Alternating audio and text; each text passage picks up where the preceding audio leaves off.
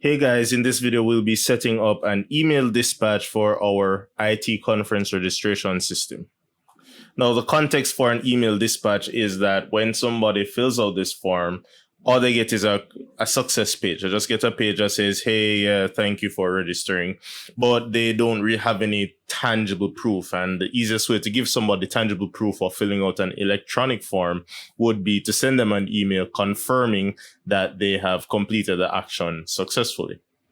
And so in this video, we're going to be configuring our attendance application such that when somebody clicks submit, they will load the success page and also dispatch an email to whatever email address they would have provided during the registration process. Now, when it comes to PHP, there are quite a few options you have. You can actually go into your php.ini file that is found if you go to XAMPP. And in the Apache row, you click config, and then you would see the php.ini file. And in this file, you can actually set up some SMTP settings. So in the ini file, I just searched for SMTP, and it brought me to where the mail function can be configured. You can set up that server name and the port, which is by default 25. But what you'd really want to change is localhost to an actual SMTP server, and maybe one and two other configurations. And that would allow you to leverage that SMTP server to dispatch emails. Another way would be to use the SendMail library, which is a popular PHP library. But once again, this is kind of unique to your XAMPP, and you're leveraging an SMTP server like maybe Gmail or Yahoo, if not one that is, local to your context. In this tutorial, however, we'll be using this third-party library called SendGrid, which is actually an add-on that we can get in Heroku. So remember, I mentioned that we want to keep our application as homogeneous as possible, or as singular, using a singular technologies as much as possible. So SendGrid is an add-on that Heroku offers that allows us a few emails a month for free. So for the purpose of this lesson, we'll be using that free service, just like how we're using Heroku's free service. And then we'll see how we can integrate with that third-party email/SMS dispatch software in our PHP application. Now, if you haven't already done so, then you'll need to get Composer, which you can get by browsing to getcomposer.org. And there's a previous video, so you can just head back up in the videos where I show you how to install and set up Composer. There's not much to it. You can just click download, and it will give you a file, an executable, which you can just run and install Composer on your application. And then having done that, you can always just go to the command prompt and just type in the word Composer. And if you get this, that means it's not installed. So I just remember that this is my recovery machine. So I'm actually going to go ahead and install it for you to see. So back at getcomposer.org, you can just click download. And if you're on a Windows machine, just get that Windows installer, go ahead and run that executable file, and it's pretty straightforward. You just need to click next. It will ask you where the PHP environment is, and you really don't need to do much except click next. And once you're finished, you just click finish, and then you can bring up your CMD and type the command. You may need to restart it if you had it open before. So once you reopen it and you type Composer, then you will see, once you're seeing this, then you know it's installed properly. If you don't see this, then there's something wrong. All right. So now that we have Composer installed, what we want to do is use it to acquire the code that will help us to access that third-party service called SendGrid, which is a part of Heroku's add-on offerings. Now, the purpose of Composer is package management. All right, so from time to time, you may need to use third-party libraries that are not built into PHP, and they're accessible over the internet. But then instead of going and hunting them down and trying to integrate them, what Composer allows you to do is just run a few commands here in the command line, and actually it will go out, source the latest version of that third-party library, and download it into your project. So to get this process started, we need to find our way over to our project, which is in C XAMPP. At least in my context, it's C XAMPP htdocs. And then inside of htdocs, it's attendance. All right. So now that I'm in attendance, I'm going to type the command composer require. And the name of the library is SendGrid. And we'll just say that SendGrid / SendGrid. And then once we press enter, we can watch some magic happen. Now, if you get this kind of result where it says installing and 100%, that means that that process was completed successfully. If you bring up your project in Visual Studio Code, or if you browse to it in Explorer, then you'll see that some new files have appeared. So you'll have a composer.json file, which is, well, this is our package management file. So essentially what we can do each time we use Composer to acquire a third-party library, it will add a line to this file saying that this is the library that we now have. All right. So if I wanted a lesser version, I could change this version and then run a Composer file, and it would automatically go and source the version that I wanted and, discard this one and acquire that one. So Composer makes sourcing libraries and versions very, very easy. So we get a composer.json file, we got a composer.lock file. You don't have to spend much time trying to understand what's in this. And then we also got a vendor folder, which has another folder with all of the dependencies for our SendGrid activities.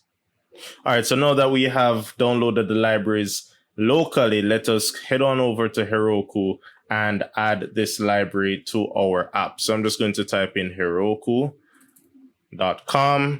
and go ahead and log in. All right, so I'm going to select the app that we're working with, which in my case is PHP-attendance. And then we go ahead and configure add-ons. So on the overview page, you'll see installed add-ons, and you can click configure add-ons. And then we can search SendGrid. Now, once that comes up, we can just click provision. And voila, now SendGrid is a part of your Heroku app. But we still have a few steps, so we have to click on SendGrid, which will launch a new tab and allow us to go into the SendGrid dashboard.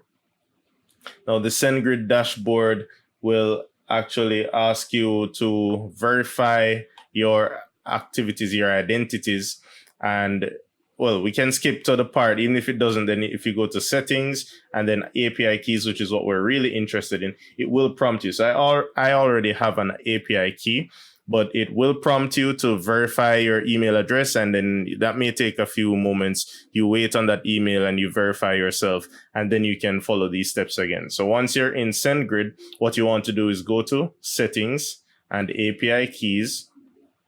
And then I'm going to discard this API key, and I'm going to create a brand new one just for us to complete these activities. So on this page where it says getting started with API keys, you go ahead and click create API key, which is in the top right corner.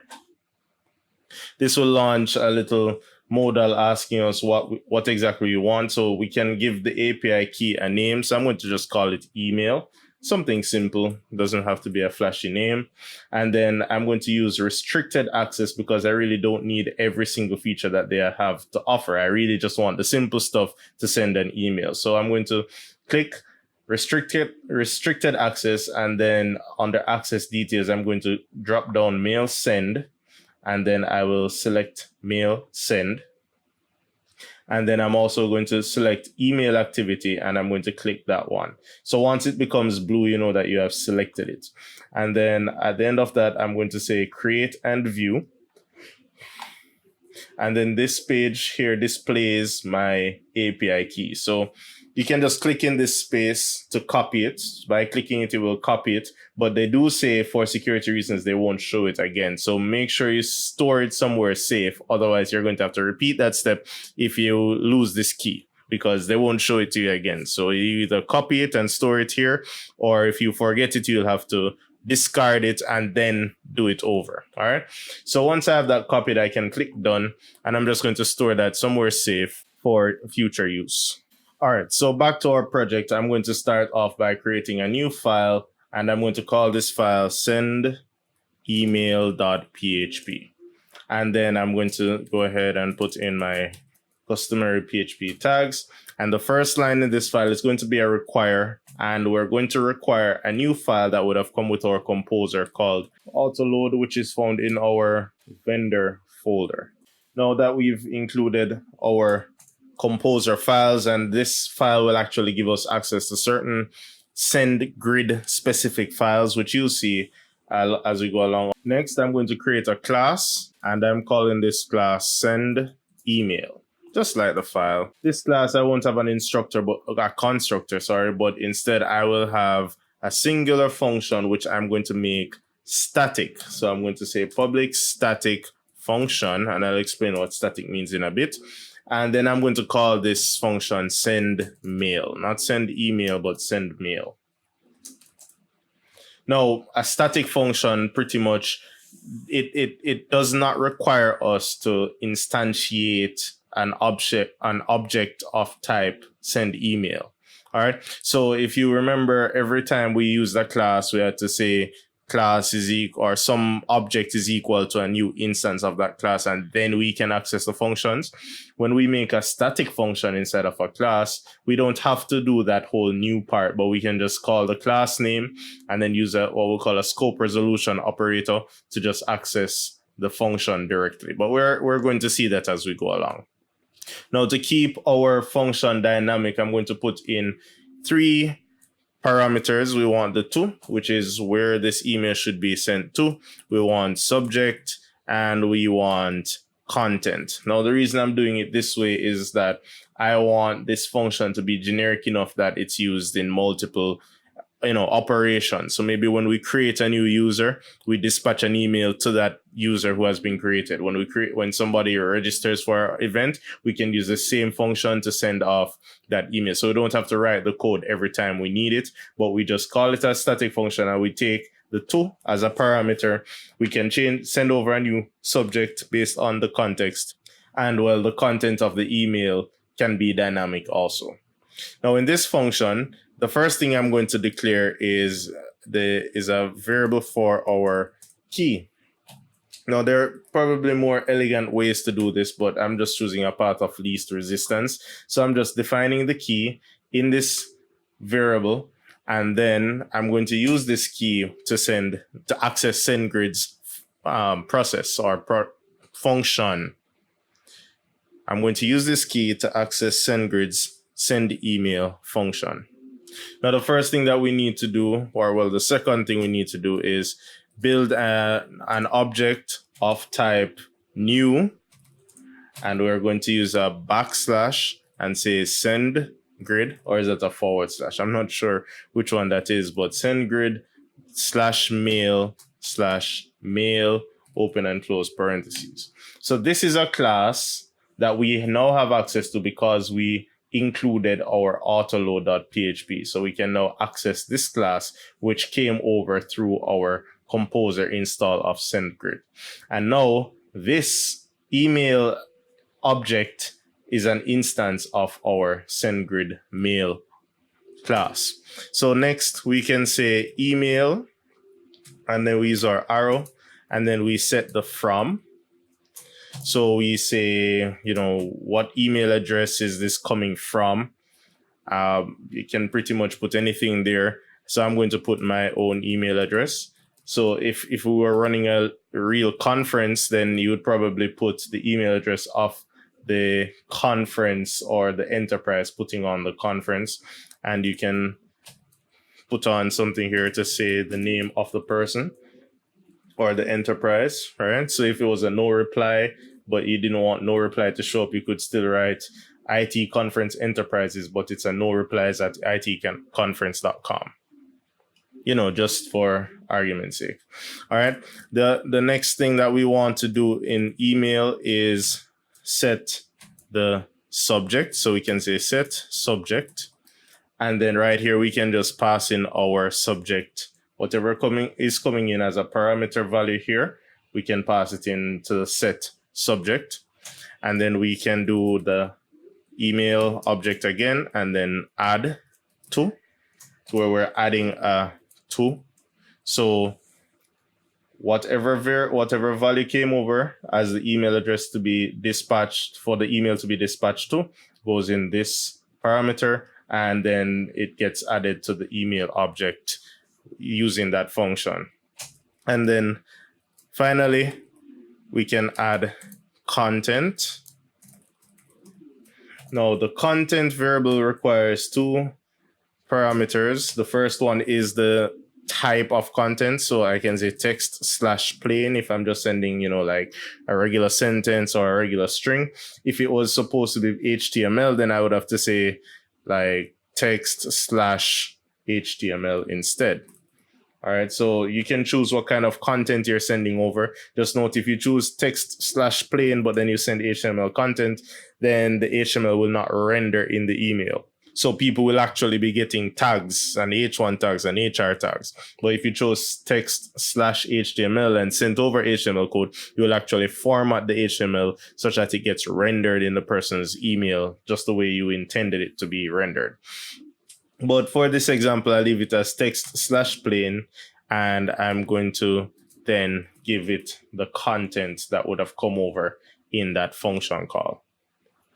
The next step, having built our email object, is to call our SendGrid class. So I'm going to create a variable. I'm calling it SendGrid. You can call it the variables anything you really want.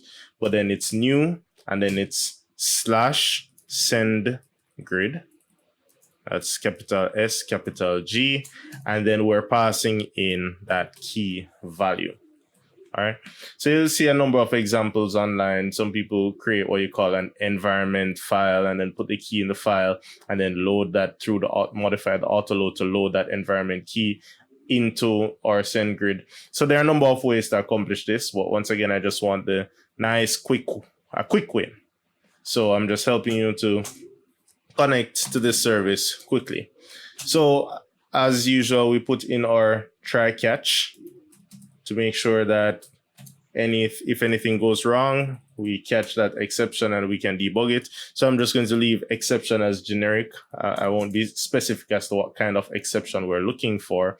And of course, what we want to do if we catch an exception is echo the exception and the message. All right. So in this one, I'm a bit more verbose. So I'm going to say email exception caught. All right. So then we print the message and return false to whatever is called in this function. Otherwise, we want to try, and I'm going to call a variable create a variable called response. And then this response variable is going to have SendGrid, arrow, and the function send. And what we're sending is our email object. So let's go through this again. We have our key because this key will give us access to our API. So don't share this key with anybody. And by the time you're doing this tutorial, this key won't exist anymore. So I suggest you get your own and do it yourself instead of trying to copy this one. But you set the key and then you build the email object by instantiating a new object of SendGrid mail and mail. And then we set the from, we set the subject, we set the to, and you can add as many tos as you need. So you can have multiple to calls with different values, hopefully.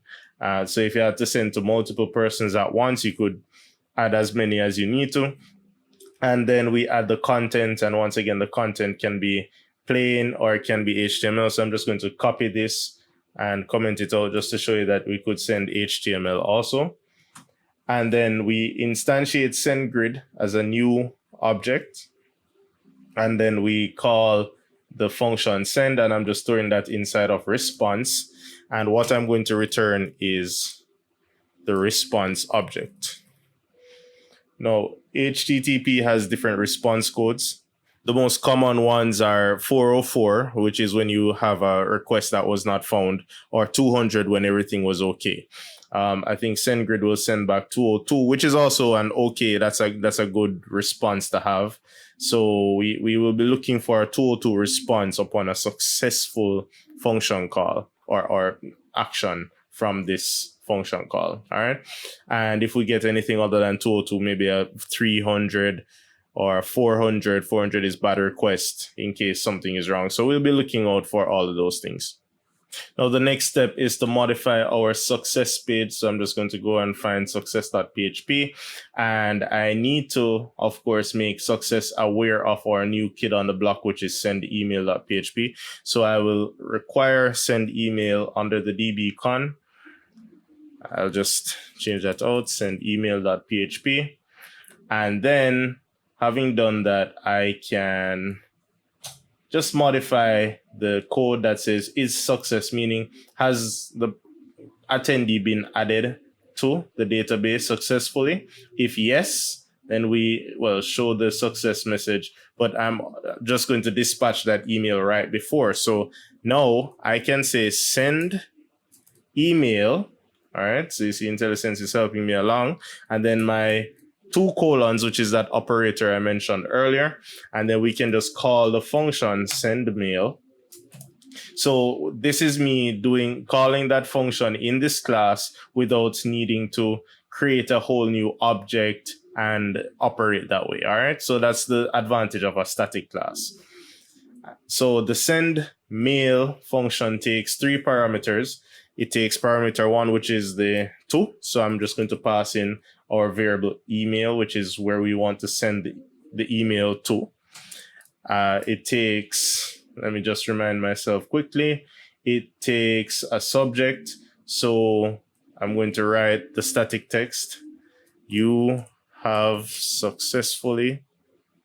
All right, I changed that out. I'm sorry. So it's welcome to IT Conference 2019 for the subject. And then our content, well, what text do you want? You have successfully registered for this year's IT conference. And notice I have that backslash and apostrophe, single quote here, because without the backslash, it would kind of mess up the flow of my string. So when I want to put a single quote inside of a text that's starting and ending with single quotes, I can use my backslash. All right, so the expectation is that once somebody has filled out the form and they've moved on to the success page, that we find that success, we fire that email, and that would be transparent to the user. They would just get that success message anyway.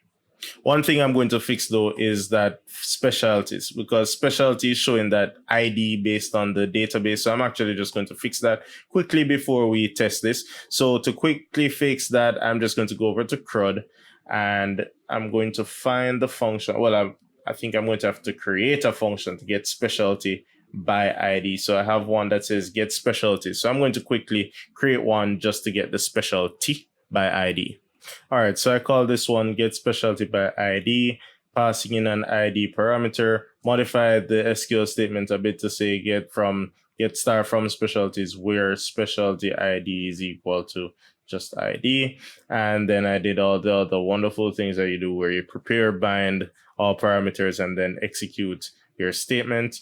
And then in the success page, I modified it a bit to include the function call right under the is success. Doesn't really matter where you put this, as long as you're passing in, you're calling the function and you're passing in that ID that it needs. And then the final change I made was, instead of echoing the post like we were before, I'm now echoing the name column coming back from that result that was stored in specialty name after making that function call. So those are the changes I just made. So we're going to go ahead and fill out this form on our we can just give it a quick refresh so that everything is nice and fresh. And then I'm going to go ahead and fill out this form. All right, so Archibald Douglas has put in all of his information. He's a system administrator, and his email address is lonecrusader1989@gmail.com, whatever it is. And then we go ahead and click submit. So we can see here that at least our query is running, because we're not seeing the 1 or the 3 or the number, but we're actually seeing the word system administrator. And this would imply that the operation has been completed successfully. Now, you can give this a few moments, but what I want you to do is go over to SendGrid and verify that the email was dispatched. So you can go to SendGrid, and if you were at the dashboard before, then you can go to activity. So if you click on activity to the left, then it will bring up all of the emails that were dispatched by this account using your API key, and it will show you how many emails you've dispatched for the month under that account. So I have quite a few here because, well, I use this service. So, I would have quite a few. You may not see as many. And if you don't see any as yet, then you can refresh until you see it, in addition to checking your email. You may also want to check your email because it would probably go to spam. So you want to, if you don't see it at first sight, then you want to check spam just to make sure that it was really dispatched. And if all of that fails, then you may want to check your firewall, because there are times when the firewall settings will prevent the emails from being dispatched from your local machine. Or maybe I should say that a different way. Sometimes firewall settings prevent the API call from being successful. So that has happened to me before, but I usually get resounding success when I attempt this through, having hosted the application on Heroku. All right, so by way of confirmation, here's the email that was just sent. It's saying, welcome to IT conference. That's the subject that we set. It's sent to my email address and the text that we set in the email. So that's just confirmation that it worked, and this was from my local machine. Once again, you can always check your firewall settings or publish to Heroku to make sure that it works. So to wrap up this video, I'm going to publish to Heroku, publish to GitHub, publish to Heroku, and just test it once again. So the first thing we're going to do is bring up GitHub for desktop. Now, this is a few videos since I've published anything, so you see that I have quite a few changes, 182 to be exact. It is always recommended that as you make changes and you confirm that your changes work, you check in your code. So you should never get to the point where you have 182 check-ins to make just because you weren't checking in your code. All right, so that's my recommendation. But for this situation, I'm going to make one big check-in, and I'm going to have a huge summary where I added user authentication since the last check-in, and I also added email dispatch feature. All right. So that's the check-in that I'm about to make, and I'm going to push that to master and give that a few. And then after I push it to master for my local repo, I push to origin so it goes to GitHub itself. And I just realized or remembered I did that prematurely. I need to update the con file. So remember that con is looking to our local development database. So I'm just going to comment that out and then uncomment the settings for our remote server. All right, so there are more elegant ways to manage this, but once again, this is a basic course, so I'm not trying to make things too complicated. So we just uncomment the remote database connection, and then we can just go ahead and change that. And you see that GitHub for Desktop kind of gives you a little text here already. So I'm just going to work with that updated con, commit to master, and then push to origin. And then we bring up Heroku, where we go to our app. I'm already in the app, so you can go to the app, then go to deploy, and then you select the branch. Well, the branch is already master, and then you deploy branch. All right, so we can give Heroku a little time to cool off, because after deploy, it's not accessible the same time, at least not on our free plan. So we can give it a few moments, but once you go ahead and view, and I'm seeing that I have an error here. That's because I didn't copy over my users table from the last few videos. So I'll just do that quickly in the background.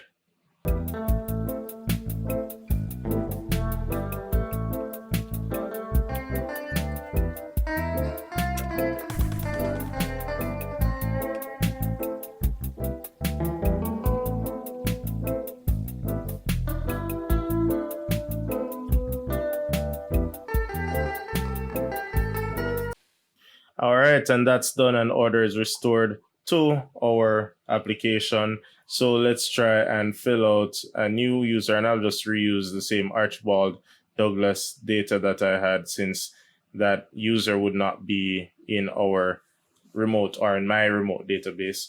And I'll submit. And I see where the operation was completed successfully. And if I check SendGrid and refresh a couple times, and a couple refreshes later, there we have our email that was dispatched to our new registrant. So I'm back in my code and I'm looking at the success.php page where we called the email function. The fact is, we could kind of personalize this email. We could say welcome, first name, last name, the person's name, to IT conference. We can include virtually any information that they just submitted. We can actually include it in our email just by, concatenating or using interpolation to get that variable into our string. Another fun fact is that SendGrid is powered by Twilio, which is a powerful SMS dispatching service. So if we wanted to dispatch an SMS to them, we would have gotten their phone number in the process. So all of those options are now available to you through this third-party service. And it's all easy to do using our newly acquired PHP skills and Heroku hosting capabilities. I hope you guys enjoyed this video, and I'm very interested to see what you guys will use this new superpower to accomplish.